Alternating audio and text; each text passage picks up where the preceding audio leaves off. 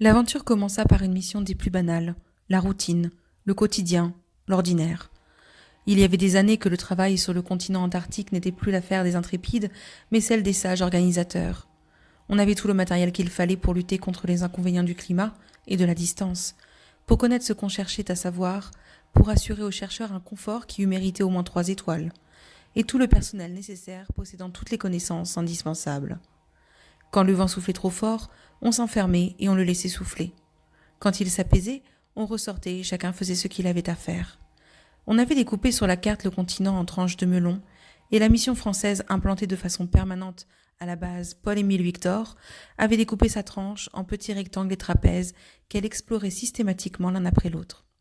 Elle savait qu'il n'y avait rien d'autre à trouver que de la glace, de la neige et du vent, de la glace et de la neige, et au-dessous, des roches et de la terre comme partout. Cela n'aurait rien d'exaltant, mais c'était passionnant quand même, parce qu'on était loin de l'oxyde de carbone et des embouteillages, parce qu'on se donnait une petite illusion d'être un petit morceau de héros explorateur, bravant les horribles dangers, et parce qu'on était entre copains.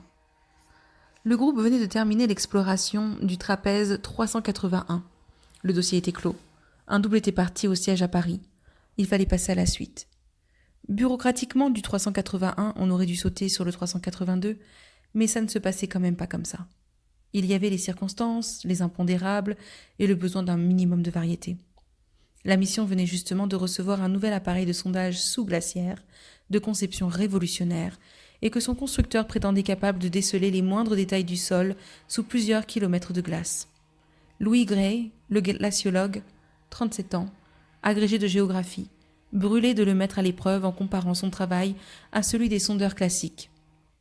Il fut donc décidé qu'un groupe irait faire un relevé du sol sous-glaciaire au carré 612, qui se situait à quelques centaines de kilomètres à peine du pôle sud.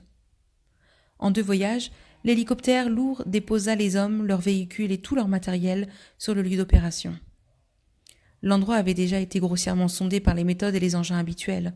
On savait que des profondeurs de 800 à 1000 mètres de glace voisinaient avec des gouffres de plus de 4000 mètres. Aux yeux de Louis Gray, il constituait un champ d'expérience idéal pour tester le nouvel appareil. C'était, croyait-il, ce qui avait motivé son choix. Personne aujourd'hui n'ose plus le croire, avec tout ce qui a été révélé depuis. Comment pourrait-on encore penser que ce fut le hasard seul, ou une quelconque raison raisonnable, qui fit venir ces hommes avec tout le matériel nécessaire en ce point précis du continent, plutôt qu'en tout autre point de ce désert de glace plus grand que l'Europe et les États-Unis réunis. Beaucoup d'esprits sérieux pensent maintenant que Louis Gray et ses camarades ont été appelés. Par quel procédé ? Cela n'a pas été éclairci par la suite. Il n'en a pas même été question. Il y avait des problèmes bien plus énormes et plus urgents à élucider. Toujours est-il que Louis Gray, 11 hommes et 3 Snow Dogs se posèrent exactement à l'endroit où il fallait. Et 2 jours après, tous ces hommes savaient qu'ils étaient venus à la rencontre d'un événement inimaginable. 2 jours. Comment parler ici de jour et de nuit ? On était au début de décembre, c'est-à-dire en plein été austral. Le soleil ne se couchait plus, il tournait autour des hommes et des camions sur le bord de leur monde rond, comme pour les surveiller de loin et partout. Il passait vers 9 heures du soir derrière une montagne de glace, reparaissait vers 10 heures à son autre extrémité, semblait vers minuit sur le point de succomber et de disparaître sous l'horizon qui commençait à l'avaler. Il se défendait en se gonflant, en se déformant, devenait rouge, gagnait la bataille et reprenait lentement ses distances et sa ronde de sentinelle. Il découpait autour de la mission un immense disque blanc et bleu, de froid et de solitude. De l'autre côté, plus loin que ces bords lointains sur lesquels il montait la garde, derrière lui, il y avait la terre, les villes et les foules, et les campagnes avec des vaches, de l'herbe, des arbres, des oiseaux qui chantent. Le docteur Simon en avait la nostalgie. Il n'aurait pas dû être là.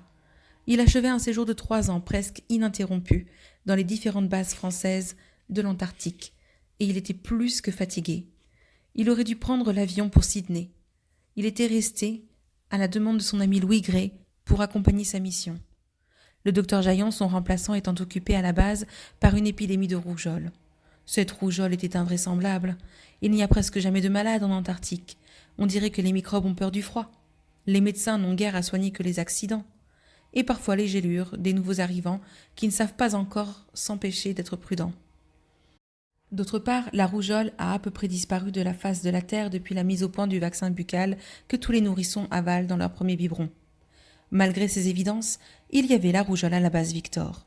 Un homme sur 4 environ, grelotté de fièvre dans son lit, la peau transformée en tissu à pois. Louis Gray ramassa une poignée de rescapés, dont le docteur Simon, et les embarqua en hâte pour le point 612, en souhaitant que le virus ne les suivît point. S'il n'y avait pas eu la rougeole.